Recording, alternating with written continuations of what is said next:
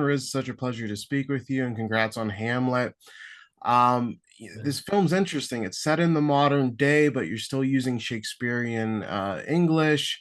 And what I thought was interesting about the dialogue scenes is there's a rhythm to it. It's almost like a rap, kind of like the short film that you did with Aneil previously.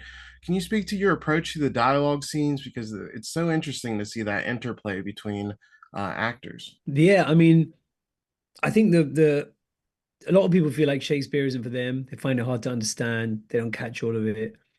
And I agree. And that's because often in school we're made to sit down and read it. And actually what it's supposed to be is performed in the same way that you don't want to read the lyrics from your favorite rapper or singer. You're supposed to listen to it as music.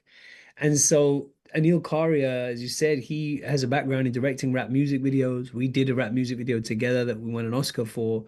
And he is a master at taking things that feel raw and things that feel poetic and smashing them together. And so our approach to these dialogue scenes is it has to feel um raw. It has to feel emotional.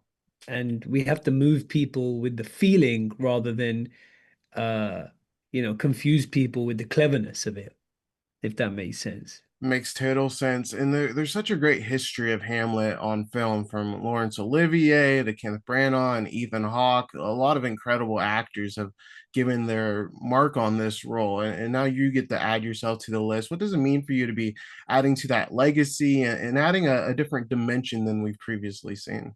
Yeah, we haven't had a major English language adaptation of Hamlet for 25 years now since Ethan Hawke's.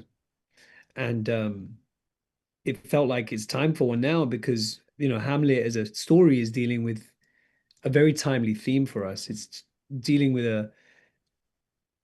a character who's grieving the illusion that the world was a fair place. We all feel like that. We're all waking up going, man, this world is the world gone crazy or have I? That's how Hamlet feels. That's how we feel. So that's why it felt important to have another interpretation of it now.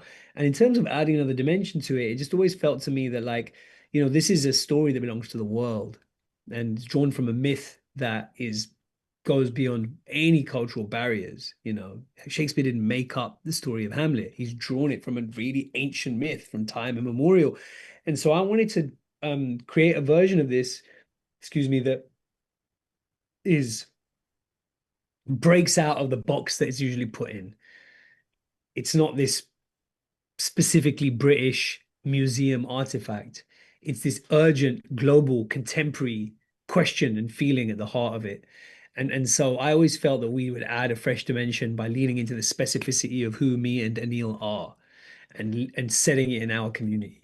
Yeah, this is definitely fresh. I think it's the first Hamlet to have the prince do cocaine in a nightclub as well. So that's a feather in your cap as well. Well, hopefully it's also the first time that people for many people, the feedback I'm getting who don't normally respond to Shakespeare really understand it and can really relate to it, and it feels real. Particularly with To Be or Not to Be, I feel that's a speech that's been generally misunderstood. And so we wanted to kind of like say, actually, this isn't a navel-gazing speech. This is not a speech about someone thinking about suicide. It's about someone asking, do we have the courage to fight back? And so we're trying to really kind of do something different with it